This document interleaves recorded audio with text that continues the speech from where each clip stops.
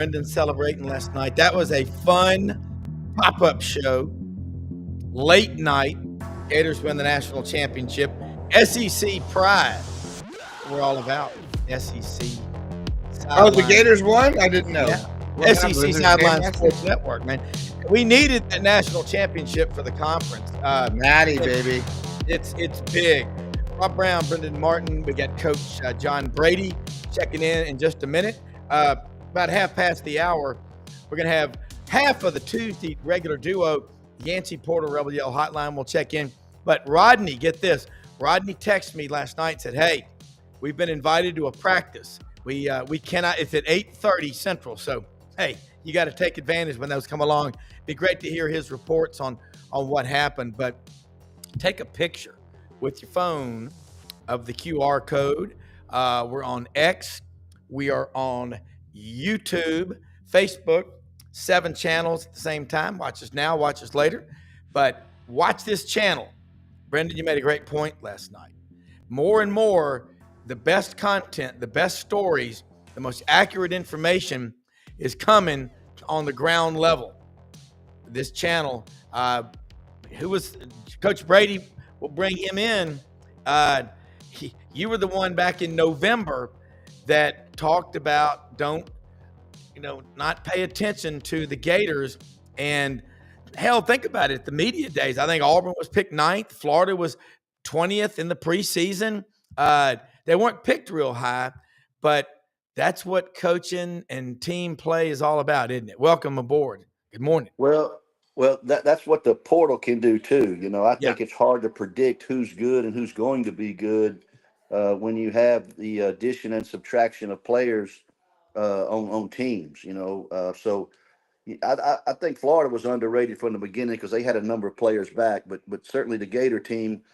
After I watched them a couple of times on TV early, I thought they had a lot of intangibles that championship teams possess, and it showed up to me in their play and what I saw, and I was kind of high on them all year.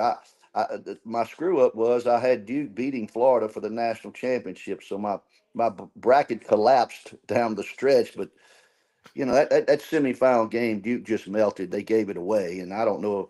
It looked to me like have they ever practiced against full court pressure, and what kind of package do they have to get the ball in bounds late game against full court pressure? Rob, everybody was running toward the ball in a small space. They had 4 guys running toward the ball, and there was nowhere to move, and it was an incredible. I believe if Mike Krzyzewski would have been on that bench, they'd have won that game. What do you think about that? I do. And I also thought that was a really telling question and reaction from Kelvin Sampson early. Hey, the 2 teams combined are like 0 for 14 on the 3-point shots. He goes, hey, it's the national championship. This isn't Wednesday night in the middle of January. And I love that line. You're not playing the University of Sasquatch. And, everybody's going, who the hell is the University of Sasquatch? But the nerves, they calm down. But to me, I break it down like this. In my opinion, National Player of the Year for the whole year, Janai Broome. MVP of March Madness, Walter Clayton. And flag, you got to hit that 5-foot floater there at the end. But I got to give credit, man, to Florida for – Coach, you've had teams like this. I think Florida likes getting behind psychologically, and then they start playing. It's like when they got behind, it was I told Audrey, I said, it's over. The Gators will win because I picked them to beat Houston, and I got that one right. I don't do it always right, but that's a personality trait, and that's a good one. Well, I don't know if it was. I don't know if Florida planned it. Hey guys, I don't know if Coach told them before the game. Hey guys, let's go get behind so we can play better and come back and win. I don't. No, what, they don't have that. You don't have that in the playbook. It's more like go before the national. Go play possum, and then bring them in, guys. Yeah, we got them now. We got them down 10. We're good. Yeah, we're down 10. Perfect. But please accept what I mean. I just think they do. I know no coach would no, say no. I'm with you, Rob. Actually, I've subscribed to some of that before. Yeah, I get it. Yeah. Well, I'm a big believer in whoever, particularly at the college level, whoever wins the field goal stat usually wins the game. And if you lose the field goal stat, you have to make it up somewhere else. Either you get to the foul line more than the opponent, you get an incredible number of offensive rebounds. It translates into second chance points, or you turn them over and get easy live ball breaks off of turnovers in transition. Houston lost the field goal stat last night, not by much, 40 to about 35 or 36. But Florida did win the field goal stat, and Houston wasn't able to make it up. They lost the free throw line as well, which they fouled, I think, like 16 times the second half, and they only had 3 fouls the first half. So they put Florida on the line, and Florida's an excellent free throw shooting team. So they couldn't get it there. They got 13 offensive rebounds, but didn't convert them into a lot of second chance points. So they weren't able to make up the loss in the field goal stat for the game because they couldn't do the other things that overcome that. So, and I think if you follow the field goal stat throughout the course of the college game, really good teams that can lose the field goal stat and win the game are teams that I think are really, really good. And Houston's been able to do that several times this year. They don't shoot it well, but they shoot it pretty good from the 3-point line. Florida was able to run them off the line, and so therefore Florida was able to come back and win the game. And when Clayton didn't play well, Richard played well. He was 5 for 10, 4 for 7 from the 3, 4 for 4 from the free throw line, had 8 rebounds, 2 steals, 2 turnovers. I think he was the difference maker when Clayton struggled at times, which is a good game plan by Houston to keep Clayton off a rhythm of play, and that's what Houston did for the most part. What was really neat to me was watching the way Houston's rebounding. They tip the ball out. It's a different. You don't see other teams doing that, and they're I don't think their biggest guy is 6'7" or 6'8". They're a different kind of team, and it's hard to play them. They are 19-1 in the Big 12, and they were ready. Well, they're athletic. The other team that tips it out in the SEC, if you can recall, is Texas A&M and Buzz Williams. Yeah, they right. were a good rebounding team, offensive Yeah. rebounding team, and they relied on tipping the ball back out when they had the opportunity or didn't have the opportunity to get both hands on the rebound. So I think that was key as well for Houston's success throughout the years, their ability to offensive rebound the ball and create second opportunities for themselves. When you look at both of these teams, when Walter Clayton went, I think, with the last 7 or 8 minutes before he hit his first 3-pointer, and you know this as a coach, you just got to let him work through it, and there's no panic. That cool hand Luke personality of Florida. That and look at their coach. I mean, I think what a cool stat was prior to this. Jimmy Valvano, 1983, at age 37, won the national championship. Todd Golden wins it at age 39. The two youngest guys to ever win it, at least since 1983, and they both beat Houston. That's pretty wild. Houston, I'm sure, does not like hearing that stat. Well, Todd Golden's done a remarkable job with that team. And there's one thing to coach well, but there's a whole nother level to be able to coach well with good talent and be able to coach talent. And I think there's a difference right there. And I think Todd Golden certainly exemplified that. Had the best guard and one of the best guards in the country on his team. Had a talented front line that really complemented one another. And then he had some auxiliary players on the wings that were really good as well. Richard, we talked about him in the game he had last night. So, coaching well is one thing, but coaching talented players is another thing to get them to play together as well as Florida played all year long, as a really unselfish type of basketball team. Coach, this year, 14 SEC teams make it to the tournament. It's the most ever. 30 wins over ranked teams. It's fantastic. And then you got the portal. I mean, immediately there starts to be movement all over the place. So I'm going to ask you, let's say Pettiford at Auburn. I'm going to test the waters in the NBA. If you're a coach, isn't it common to say, yeah, go do it? But if you don't get a really good grade, you are eligible to come back. I think that's a good thing. Yeah, that rule's been in place for a number of years. Yeah. Guys being able to go test the waters and see where they rank, go work out, and then be able to come back.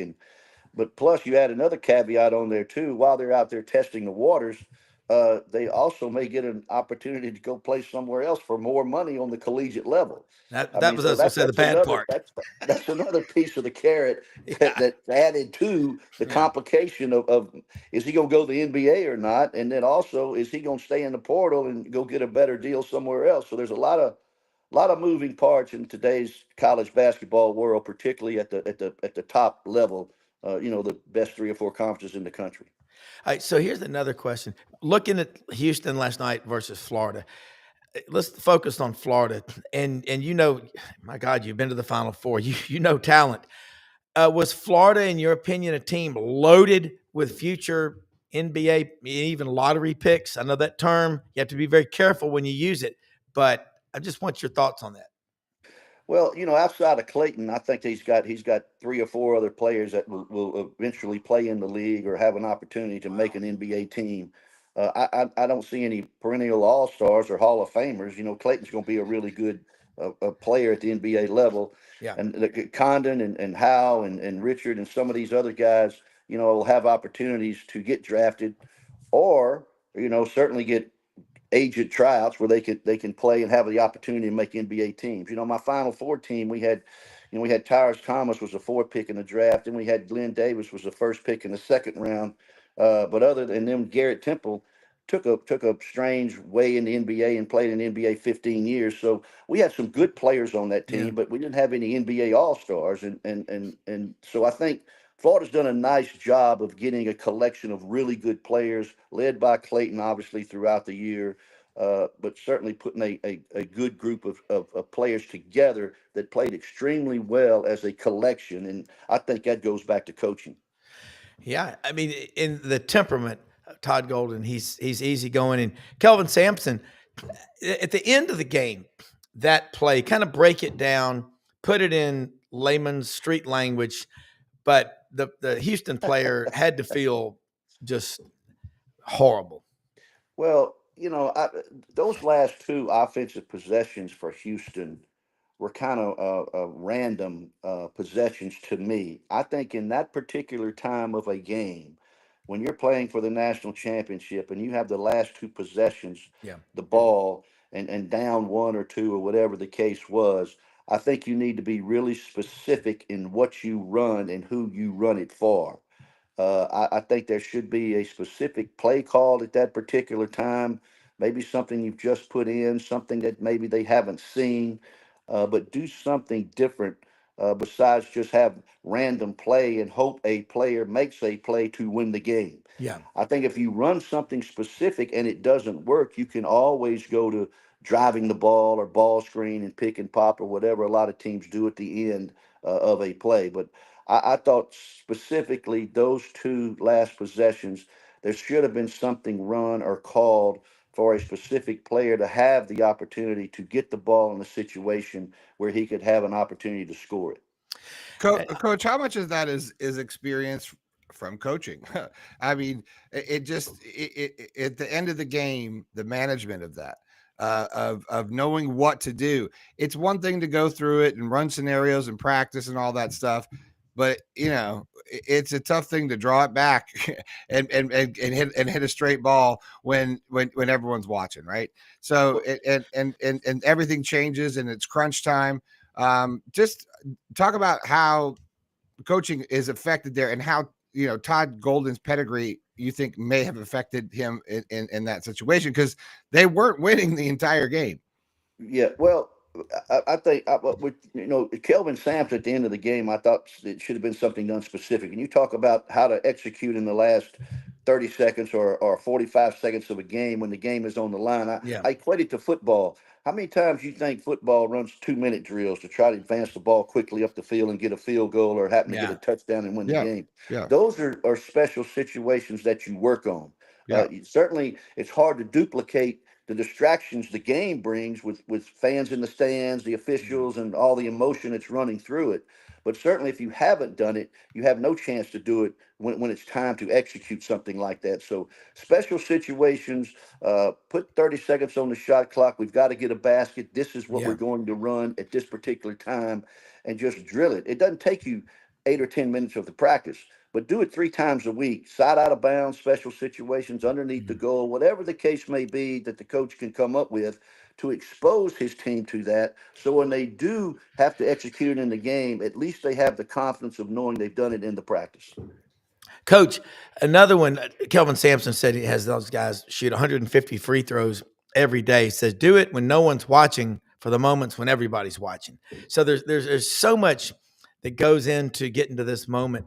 Your takeaways, and then I want to ask you, I've got some people asking me about, Bucky McMillan, and we've had him on this show before, and I got to get him on. I know he's kind of busy right now. He's having to learn how to do all that and all these cheers, and but you know what? His bank account, he doesn't he's having a blast. I am a big fan of his because of Tucker Osborne and William Galloway, some people we've had on our show that I know that played for him at Mountain Brook.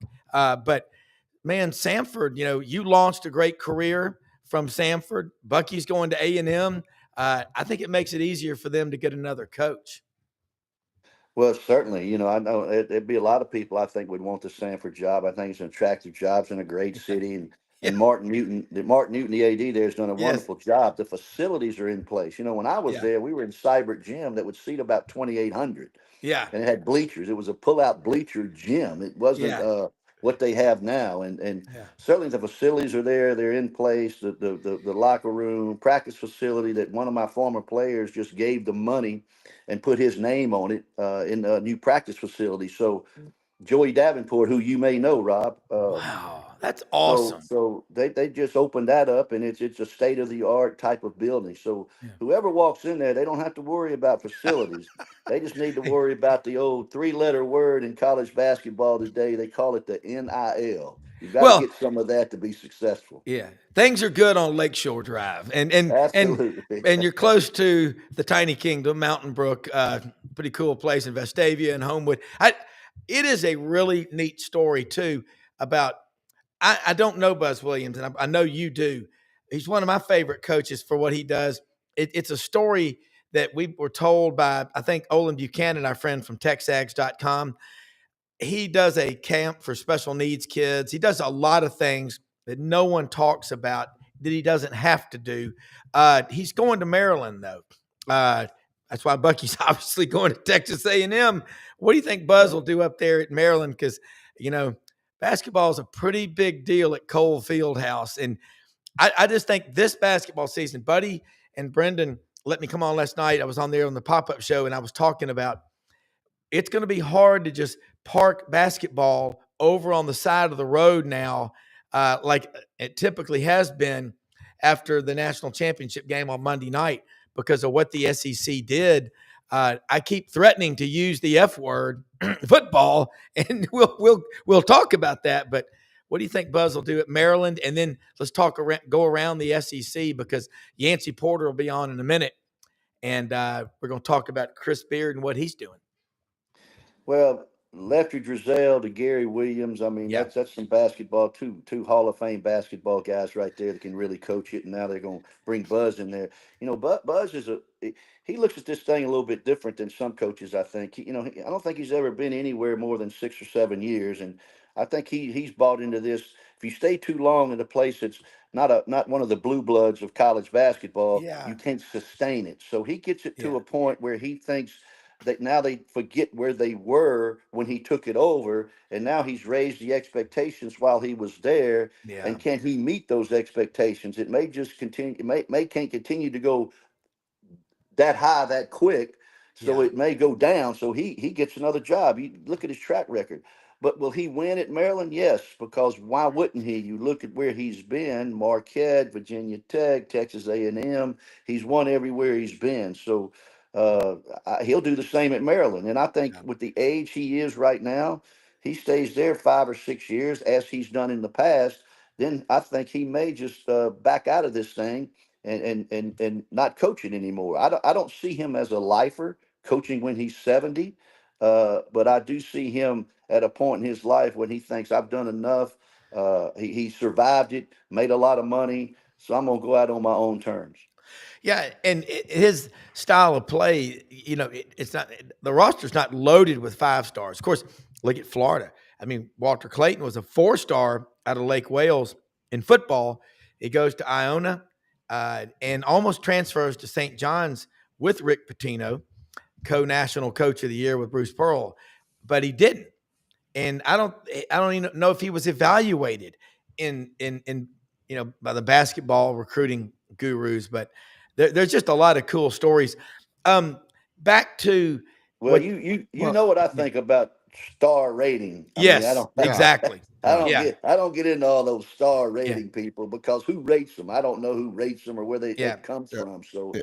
I'm not a big fan of he's a 4-star, he's a Yeah. 5-star. All Well, you got to do is look at him. Yeah. I was thinking about that, Coach. Last I knew you were going to be on, and I was really wondering your opinion on. I almost wrote an article for GatorBait yesterday, randomly, because I just got this feeling when I was looking at some of the promos of the game coming up that we were going to go watch a football game. Like we got, you show the bigs for Houston, the bigs for Florida. I mean, these dudes could strap it on tomorrow. I got a tight end. I got all stars, just like Walter Clayton Jr. I felt like last night was gonna. I'm getting away from rock fight because we've used it too much. I felt like it was, a football game. It was old school, smash mouth, line them up. You know what I'm going to run. I know what you're going to run. My guy's better than your guy. And we're going to fight it out like a couple of Irish boxers in the street until somebody does not get up. And I felt like that's what we got last night between two teams. Is this the future of what we're going to see for college basketball? And in a sense of, I felt like Florida's biggest asset wasn't that they played possum in the first half, is that they wore you out. They weathered your storm. They sat there and they didn't get freaked out. Todd Golden kept you together. Every single game they went into halftime, with 6-point deficit. And they come back and they just keep going. I told my friend at 6 minutes left in the game, watch, Walter Clayton Jr. at some point is going to insert himself into this game and they will win. So is this sort of like what sort of exciting, I guess, sort of games that we should see in the future? Is this a winning formula to have just endless bench, big guys that are going to come in and give you 25 fouls a game and away we go? Well, if you look at both teams only played 8 guys last night. It's not like they went 10 deep in the bench or 11 deep in the bench. They only played a significant number of 8 guys.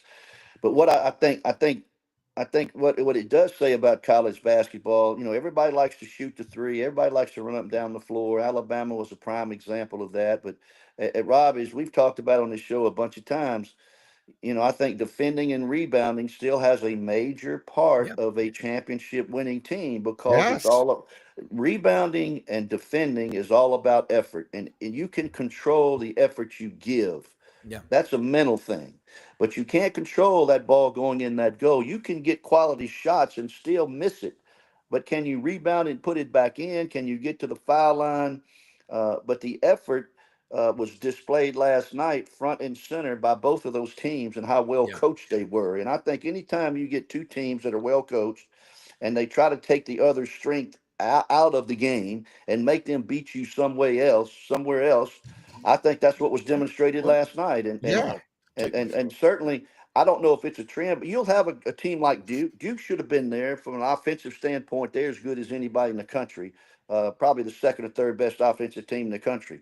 But they weren't able to get there because of the defense that Houston applied the last 3 or 4 minutes. So, but I do think defending and rebounding is something that's been overlooked in the last 2 or 3 years because the emergence of 3-point shooting and going up and down the floor and shooting it quit. I think that's overcome the fundamentals of what makes a good basketball team. And I'm telling you, guarding well, rebounding the ball, I think still plays a major role in winning a championship. Well, and the culture of the SEC, I mean, I'm always a huge football guy, right? Obviously, but it's like, but the culture of the SEC in football has always been go play great defense, right?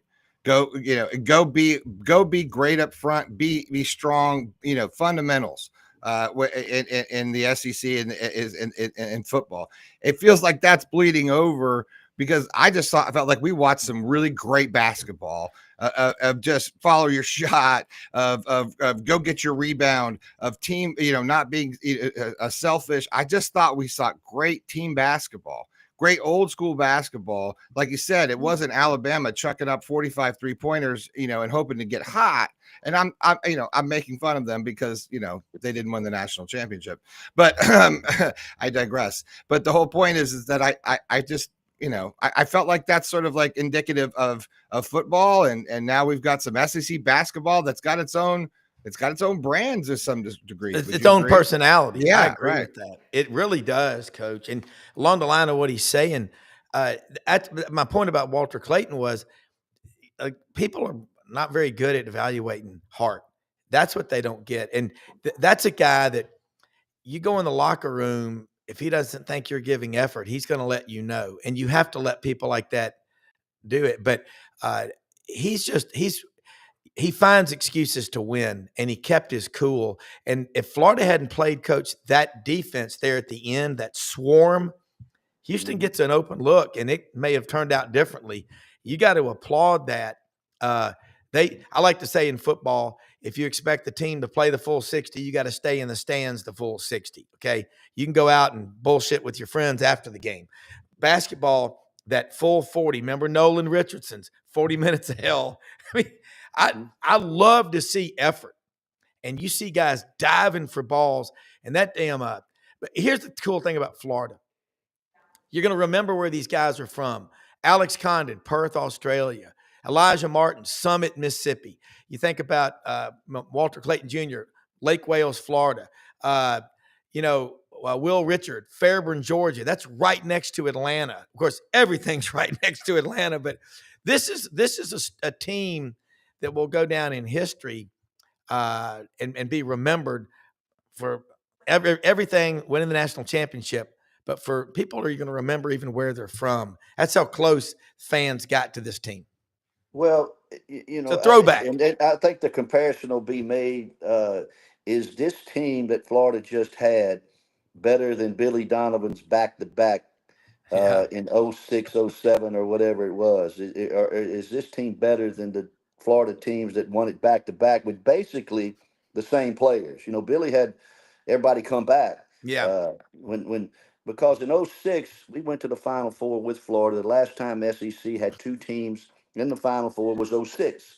It was us in Florida. And Florida went on to win the national championship, and they came back and they won it again.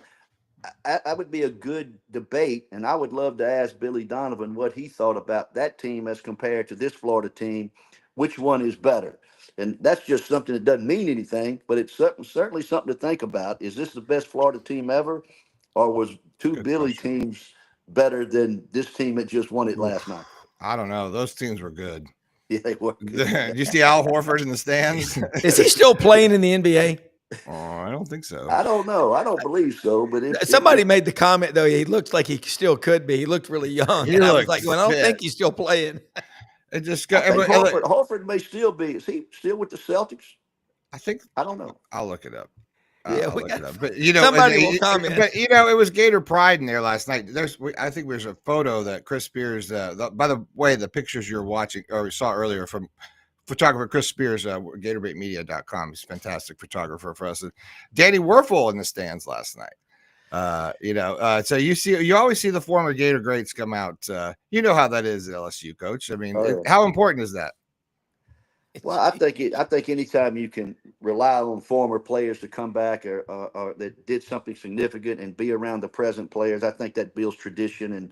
And I like tradition, and I like taking care of tradition. And this is what is expected.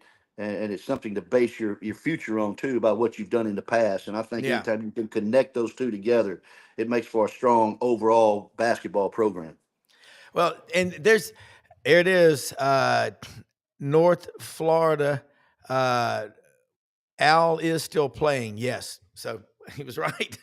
I mean, he's been there he's been there a while. That's good for him.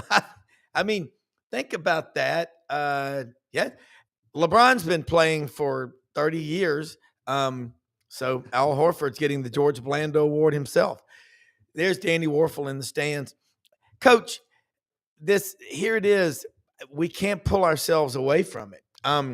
Did you ever think that SEC basketball would be this big? I mean, you can't get enough of this stuff. And it is, I don't know what I can put my finger on, but Brenden tapped on it. It's the way we play defense in this league. Get after it. And it transfers. I think that's pulling a lot of the football only fans more toward basketball. I think I may have hit something there because they like physical Elijah Martin. Look at that guy. Yeah, well, the look of the Florida team, and certainly that's why I think a good strength program is crucial. Yeah. To having a good basketball program. I think you can get mentally tougher in the weight room with the right guy instructing your players. And my philosophy on that was I used to tell our teams, whatever when you go in the strength coach's domain, he makes all decisions. He disciplines you. You go by his rules. Now, when you're over here on the basketball floor, that's my thing. But I never wanted to cross over or interfere with the strength coach at LSU. That was his domain. That's what he was hired to do. And he handled those players like he wanted to handle them in terms of discipline, if they were late, whatever the case may be. So he was able to have full reign over my players when it was time to go in that weight room. And I think that's a good way to do it. That way they don't come running to the coach and you have crosshairs of who's in charge of the weight room. I don't know nothing about weights. I used to give that to the strength coach, but I think that's a big part of it and the toughness of it. But, also the SEC is going to continue to be good because of the money that they have to back these programs now. LSU has just signed 6 or 7 players out of the portal. They feel really good with. They increased Matt McMahon's NIL by $2 million for next year. So, Wow. So we'll see. We'll see if then that's where the evaluation comes in. Are you evaluating the right players that fit what you want to do, and it translates into wins? Yeah. And certainly, if they just gave Matt McMahon $2 million more to get an NIL to get some players in, what happens if it doesn't happen? Then they say, well, heck, we're going to do something else. But certainly, I think what LSU's done right now in terms of the portal has been quite good, and we'll see how that translates into winning next year. Yeah, let's say something real quick before we bring Yancy Porter in from the Rebel Yell Hotline. That Winter Timber right now, they are growing in the footprint that is the SEC, located in Athens, Alabama. They're building a store in Auburn. Look for them in the SEC towns. That's what they're looking to do. They're open every day of the week. Turkey season right now. It's never too early to start getting your stuff ready for next year and deer hunting, duck season. They've got deer stands. They've got all the food, everything you need. Right now, let's focus on turkey hunting. You need the copper-plated loads. Migra Ammunition. Love these people. One shot, one kill. The copper-plated loads, 3.5. You can get them. The slate calls, the box calls, the diaphragm, the mouth calls, the gear, the camo, the boots, the snake boots. You got to have all that because you're going to spend a lot of time when you're turkey hunting. You might be leaning up against the tree or sitting up against the tree, and Mr. No Shoulders is going to come over your legs. You better have some good snake boots. Get it all at Winter Timber Outdoors in Athens, Alabama, open every day of the week. Coach, Mr. No Shoulders, I have been leaning up against the tree and had a 5-foot rat snake. It wasn't a cottonmouth, but crawled right over me. Now, most people would have been nervous. I just almost, I was like, okay, he's not poisonous. Just keep going. But hey, right now, let's bring in Yancy Porter. And Yancy, we got Coach John Brady on here right now. Somebody in social media put out a meme of Leonardo DiCaprio or whatever his name is from the Wall Street movie, The Wolf of Wall Street, when he was going to resign and leave. And he goes, I'm not leaving. And it had Chris Beard about staying at Ole Miss. Did you see that, Yancy, or Coach, or anybody? That was brilliant. Brilliant. Yeah, I saw that. I saw that. Yeah, Awesome. I mean, again, I think it was more of a concern with with Yancy. Oh no. I feel like we're in the old days of the yes, Soviet Union. The Minders got him. You must got a phone call. Yeah. Are Go y'all ahead. not able to hear? Yeah, we got you now. We lost you there for a second, but come back. Go ahead, Breaker 19. Come on in, Yancy. Yes, I think the year before with Arkansas was a little bit bigger worry than this year, but A&M did give him a chance to go back home. His mom lives in Houston, his daughters live in Texas.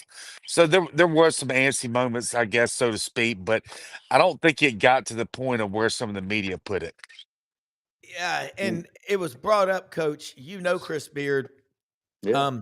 Yancey was ahead of anybody on this show. He goes, look, don't be surprised. Chris Beard's not the next basketball coach at Ole Miss. And Coach, when I was in Atlanta watching Ole Miss play Michigan State, they looked like they belong and they were very comfortable in that setting.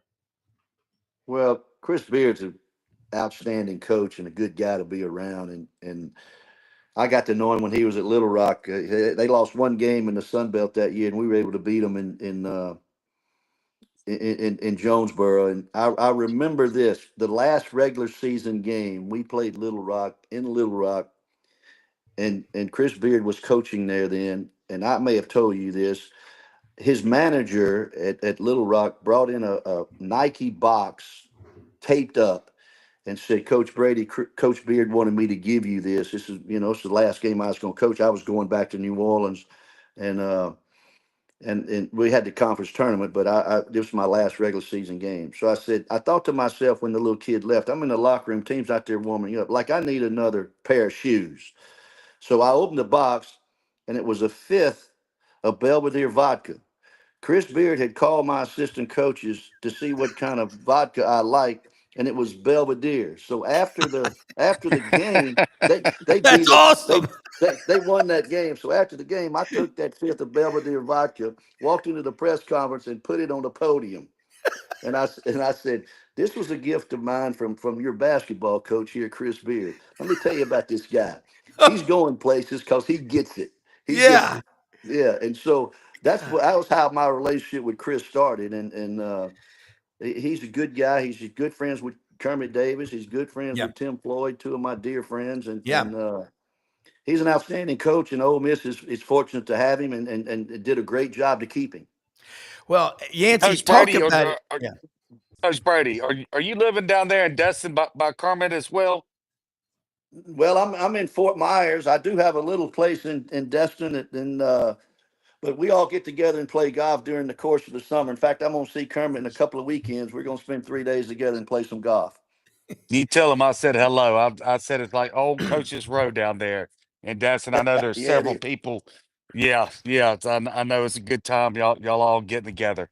He thinks There's highly of nothing you. more fun than playing golf with former coaches. So, like, I've done it. I had experience a couple times, and I've caddied more for coaches. Like Rick Neuheisel used to be my guy, but there's nothing more fun. Yeah, seeing Rick Neuheisel and Steve Spurrier play head to head.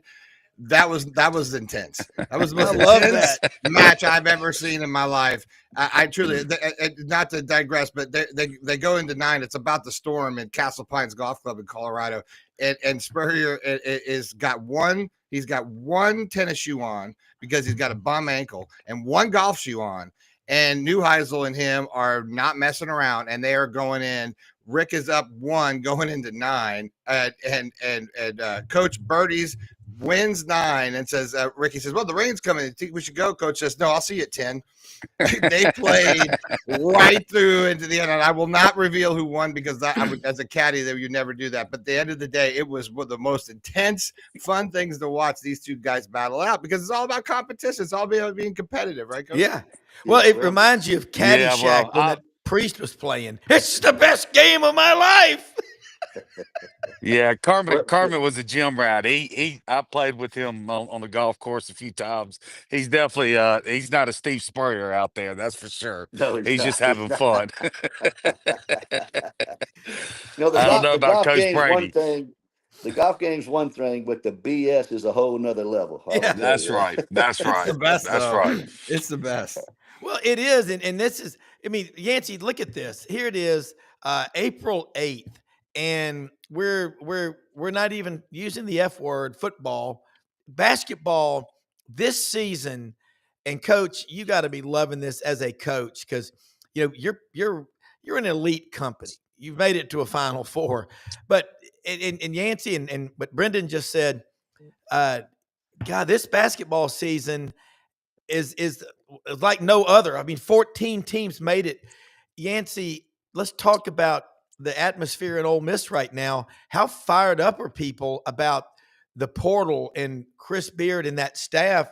What can happen at Ole Miss? Because when you play and are as well coached and as hungry and as competitive as Ole Miss is, you got a chance against anybody. Yeah, Oh, right now, you're right. I'm in Ole Miss lose players, so it's this it's going to be a busy next. What I think it goes to the maybe the 22nd is the last day that you can get into the portal. Obviously, you can continue signing them as long as the players get in the portal before the 22nd. So they'll be signing them probably well into May, but they've got 10 more guys they're probably going to sign.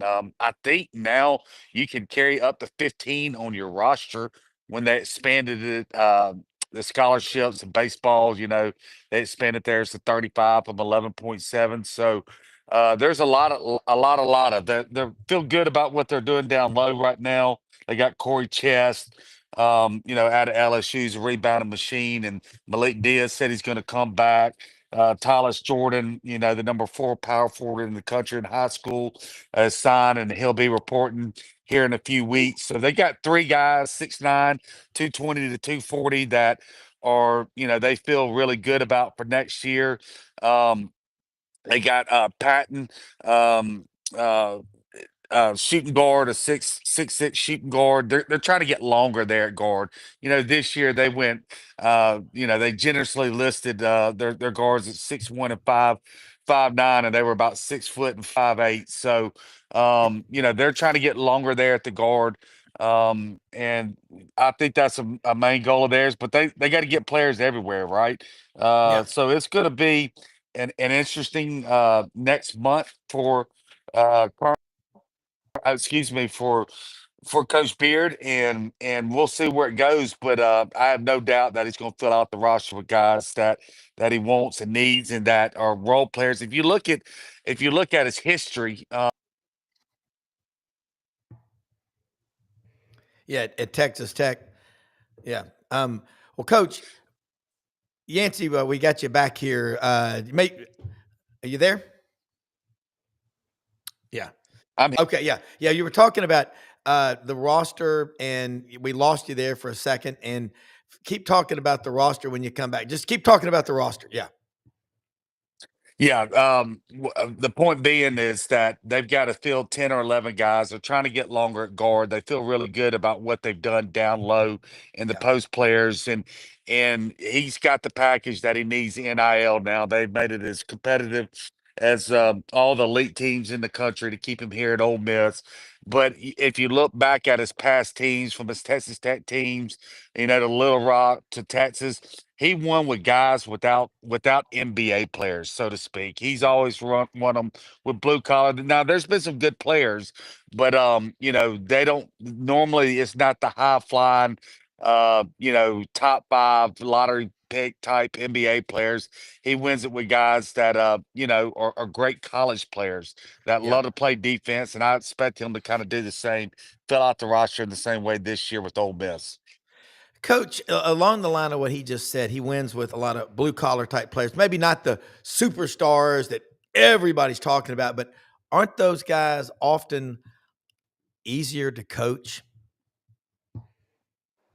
Uh, I, I I I guess so.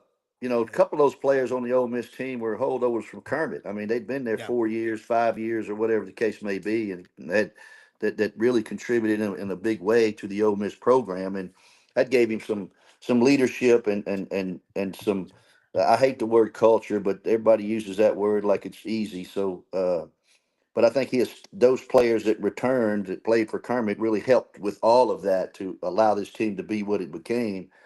Plus, they had the little guard from Virginia Tech or West Virginia, whatever it was, I think was the key to them too in Padilla, making big yeah. baskets down the stretch. So I don't know. I think regardless of whether the player is somewhat talented or very, very talented, it depends on his competitive nature and what makes him go.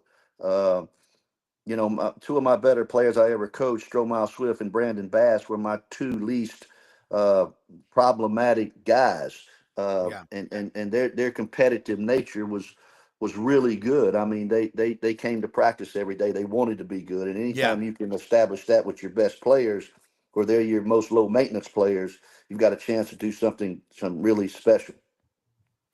Well, the thing is about it, and Yancey, I like what Coach just said about Stromile Swift, and I remember when he came to the Grizzlies, how big a deal that was. Yancey, the Chris Beard and his staff, he's got a really good staff. They coach those kids really hard, and Coach Brady, you did. Uh, the kind of coaches that just I personally have always gravitated toward are those kind of coaches. Mix in some talent, and then you bring in some guys maybe that weren't as highly recruited. That's the ultimate chemistry. You mentioned the guards.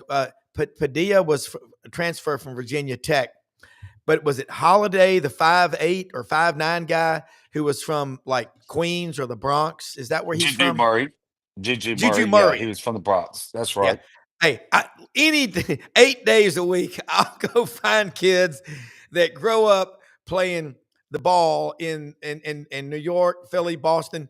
There's the East Coast guards. Of course, you got them in Memphis and Baton Rouge too. But I think the collection, that Ole Miss team was fun to watch, and it was fun watching them in the tournament. And finishing off the takeaway when they lost to Michigan State, it wasn't, hey boy, they really played a Tom Izzo team close. It was, damn, we lost. They were mad about it. And I've said this forever. SEC basketball will get better when fan bases get as mad and angry as they do after a football loss. They get that mad after a basketball loss. I think we're getting to that point, guys. Y'all agree or disagree? I agree. Ye- But in my opinion, I think SEC uh, fan base in basketball has always been like that. Yeah. I can go back when I was there. Look, the fans, they don't have any patience with anything. I mean, it's like what we talked about with Buzz Williams. Once you establish winning, they forget where you came from to get it to that point. They Yeah. want the next year to be better than it was the year before.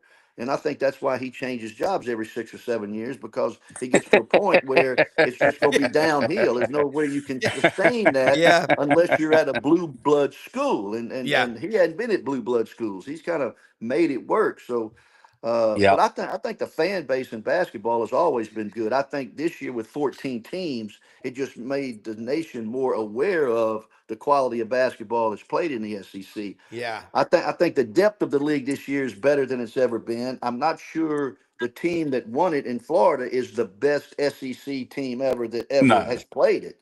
So I think there's No. some other teams that may be better than this Florida team, but certainly from a nationwide approach, 14 teams, seven in the Sweet 16. I mean, that's an incredible number, and I don't know if that'll Incredible. ever be done again.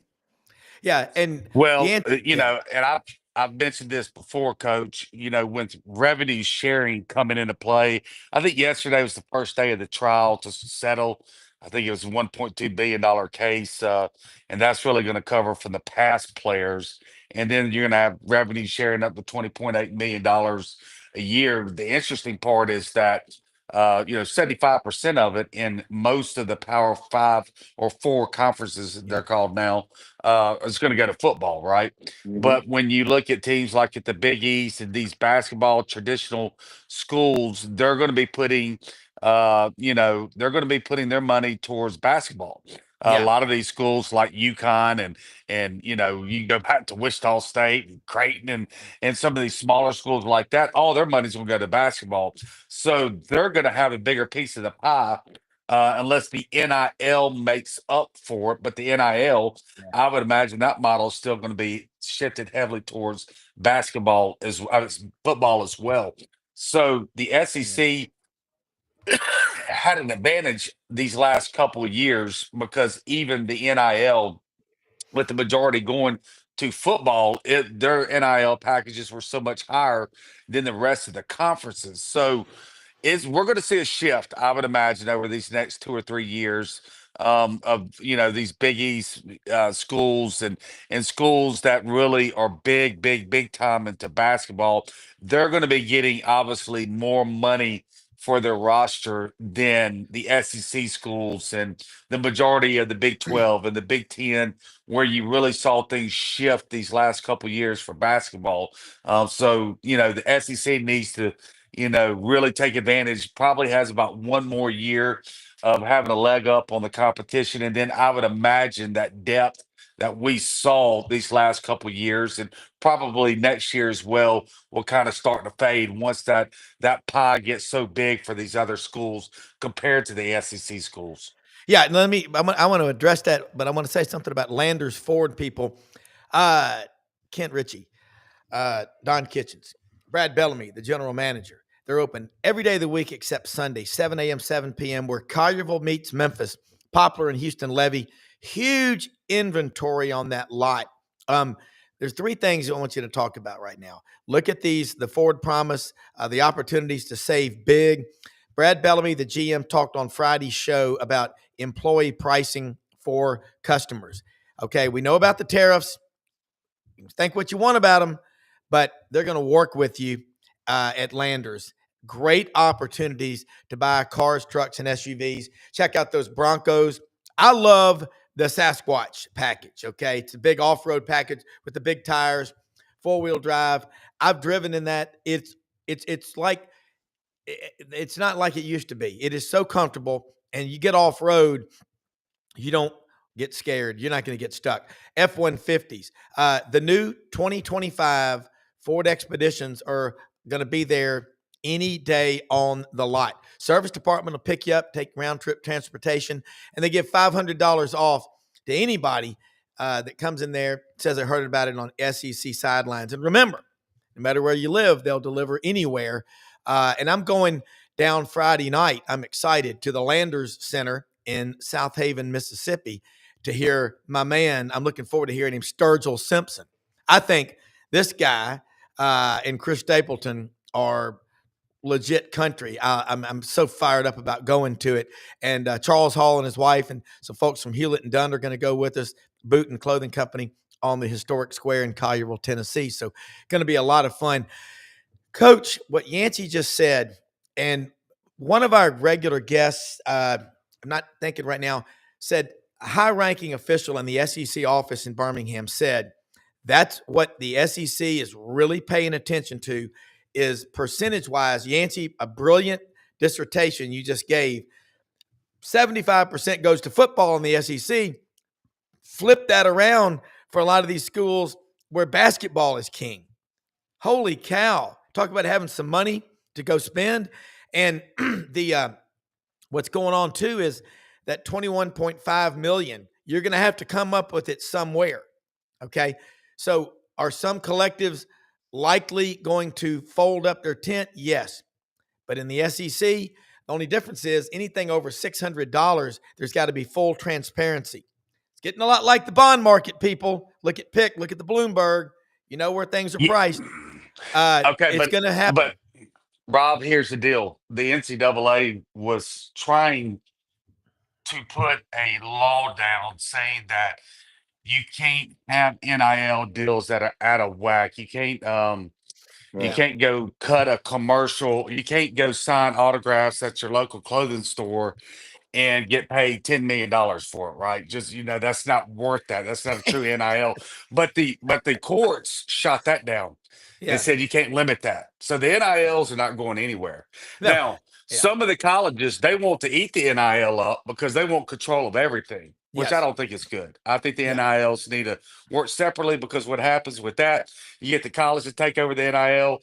Instead of having 2 or 3 employees, they're going to have 25. They're going to want to build a new building for all their Yep. offices. And next thing Yep. you know, 50% of the revenue that's coming in is going to come for administration costs instead of going to the players, right? So Yeah. you don't want the colleges taking over the NIL. But trust me, I don't know a college that doesn't want to take over all the NILs. But as far as limiting the money they can make in NIL and making it a fair deal of what the NCAA deems for that, for whatever, like I said, you go shoot a commercial or you go sign autographs at a clothing store, they can't limit it to what they believe is the fair market value for that. The court's already said no to that. So Yeah. the NILs will still be very, very active. And coach, it goes back to what Patrick Henry and our founders of this country: life, liberty, and the pursuit of happiness. And that's what the Supreme Court ruled 9-0 against. And I wasn't advocating one way or the other, but I'm going No, to I advocate. get that. I get Yeah. that. But a lot of people think that now Yeah. there's going to be fair market value for these NIL packages, and the NCAA push for that. But Yeah. I do. They're going to have to register with the school their NIL deals, so that will be on record. Whereas now nobody really knows anything, right? So Yeah. that is going to happen. But the NCAA is going to have zero control over how much money they can get on those NIL deals. Yeah. And coach, what I was going to say too is, my attorney, Jack Turner, always says the only thing the NCAA has to be concerned with, because there's no subpoena power. So civil courts, it's antitrust laws. That's where all this stuff goes.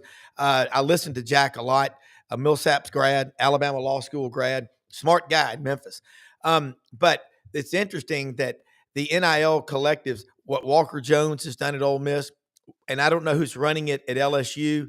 I'm sure you do, but they do need to be independent, because if the universities gobble them up, they'll have 50 employees, and they'll spend, well, we're going to need to spend $75 million on a new office building so we can have a bunch of people share a seat with their ass.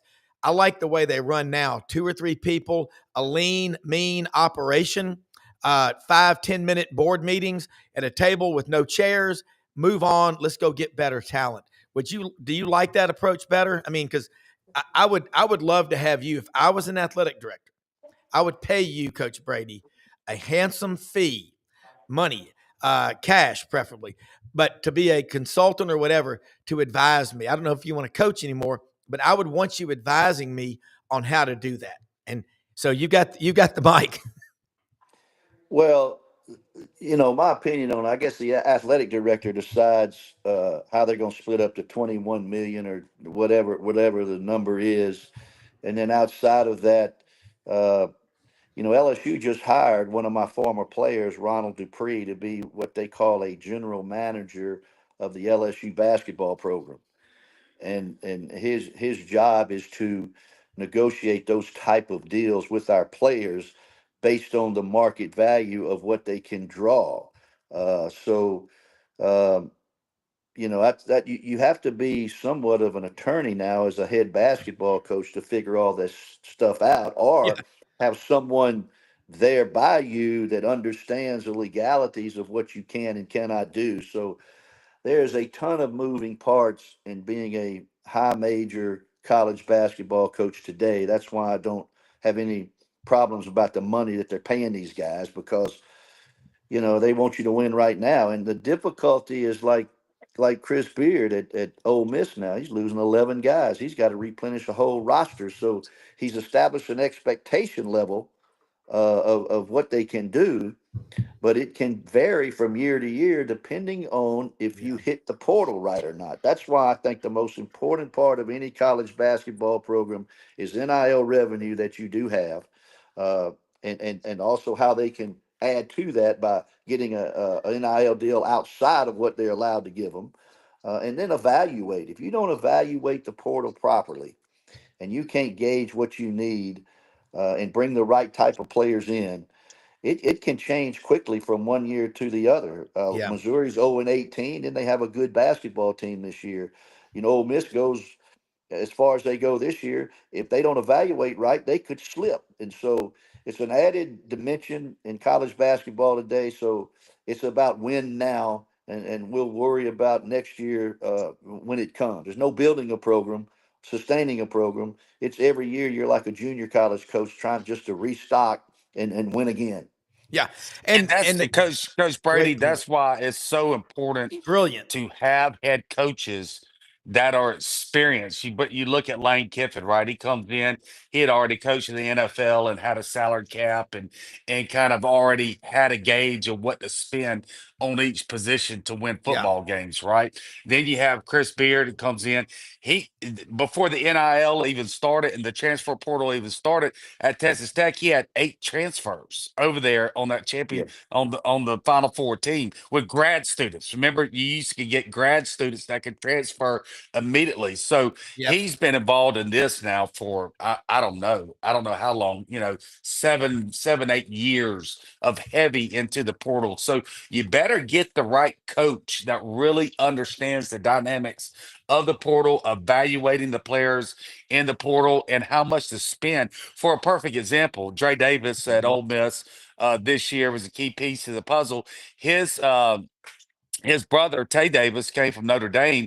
Everybody assumed he was coming to Ole Miss, and instead of being 6'4" like Dre, he was 6'9".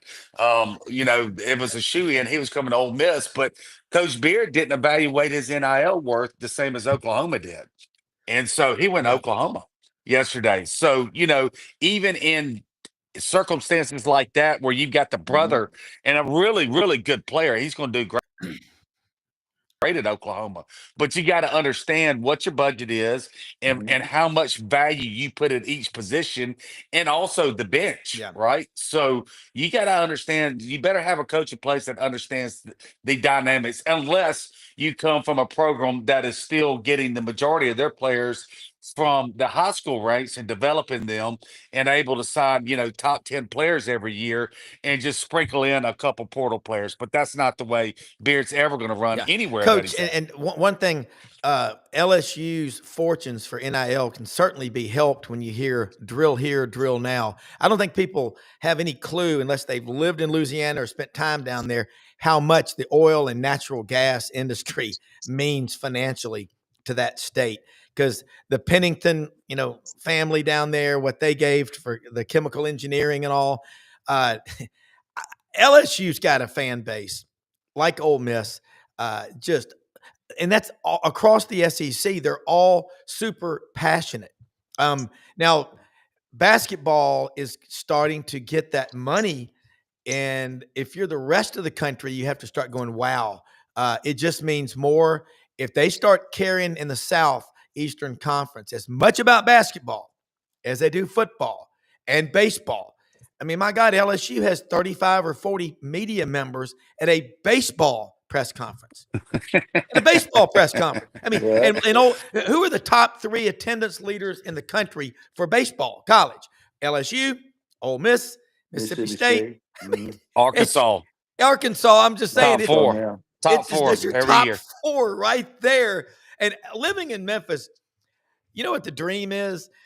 One day, when you retire, you can do it before you retire, but you're sitting out on that front porch with your legs kicked up, drinking a pitcher of Long Island teas, listening to the Cardinals game on the radio or watching the Braves, which down here people do both. But man, baseball in Baton Rouge and in Oxford, it's so big. But getting back to this basketball coach, I like what he just said. Porter Moser, 4th year at Oklahoma. Heck, he's had a team to the Final Four. He took Loyola and Sister Janine, who by all estimates is pushing 107 now. And as far as I know, she's still living. 107. She and Mildred from Birmingham ought to get together for lunch. But, Coach, when we talk about the NIL, we'll wrap it up here in a minute. What Florida did, they built a culture, and now it changes. Y'all are both brilliant at pointing this out. Beard's losing 11 guys. Then you talk about Mike McMahon at LSU. LSU's been to 3 Final Fours. You went to 1. Dale Brown went to 2. There's tradition there. And when you're at a program where you can talk about Final Fours at LSU or Florida, and now even Auburn, say which one, that's pretty cool. You're the color analyst. You see every play of every game. Matt McMahon, he did not forget how to coach. He got left kind of a tough situation. Compare the roster development to where it was 3 years ago. There's a way out, isn't there? Yeah, well, yeah, and it can change quickly one way or the other. And Yeah. that's why I go back to repeating myself. It's all in. And you see, the players we brought in a year ago to LSU, we went backwards because I don't think they were evaluated properly, and they wound up not being good enough to win in an SEC that's probably the deepest it's ever been. Yeah. With 14 teams in the NCAA tournament. So it goes back to if they're going to give the coach the money to that they think is comparable to improving the team. I think it's very important LSU goes from next to last in the league to get to that 7 or 8 mark to show improvement with the money they're investing now. Yeah. And I don't think that's unreasonable. The money you invest, you want to return on your money, and that comes from the administration saying, "Hey, look, if we're giving you 5, 6, 7 comparable NIL money like everybody else at that level, we expect Yeah. you to be at that point." Yeah. So. We'll see how it goes, but I think the evaluation of the portal to be able to bring the players in that you think can win and have a competitive nature that can get you in the top 3 or 4, I think that's critical. Yeah, it really is. We'll wrap up here now, and I got to say, Coach, we'll be bringing you back on again in the next few weeks because I can't get enough of this stuff, and it just you have been invaluable. What you've lent to this show and brought to this show, and people love having you on, and we love you, man. You were flying last night. You get up in the morning early when you've been up all night traveling. You always come on with us, but you add so much. Brenden and I just really want to tell you how much we appreciate it, as we do you, Yancy. And Yancy, I'm going to make you a little bit jealous. You know why Rodney Orr from Tighter Insider isn't here? Guess what he got invited to over in Tuscaloosa this morning by Coach Kalen DeBoer. Got an open spring practice tomorrow. No, get this. In this day and age, got an open spring practice tomorrow at 8:30, which is this morning. So at 8:30, that's his gift, huh? He's going to rub that in next week. Hey, man. No, but honestly, that's better than a golf round for him. Alabama's had that thing shut down now for, 15, 16 years since Saban got there. I feel so bad for them. I mean, I think maybe every now and then they get to see their players stretch their toes and then they got to leave. So, yeah, it's kind of like, that I'm sure Rodney's going to be really. Yeah. Oh, we lost him. But Yancy will hopefully come back with us. I think something got hold of him, but it's kind of like the days of the old Soviet Union, the Iron Curtain, trying to get a pair of Levi's on the other side of East Berlin, trying to get a look at practice other than stretching the toes and, running some sprints and stuff. But Coach, thank you so much. Again, Right, let's go a couple of weeks. I want to, because we're going to, after the portal's over, we're going to get rankings of all these portal classes. Yeah, that'd be good. But you have made us all love basketball and all of our guests we have on here. And what a special thing. Congrats to the Florida Gators. Most often we see the face of Christ in the least among us. We're the most blessed people in the world. Coach, Mother Teresa famously said one time, we can't all do everything, but we can all do something great every single day. For executive producer Brenden Martin, thank you so much. Tonight, Appreciate you. Martin Show. You bet. All right.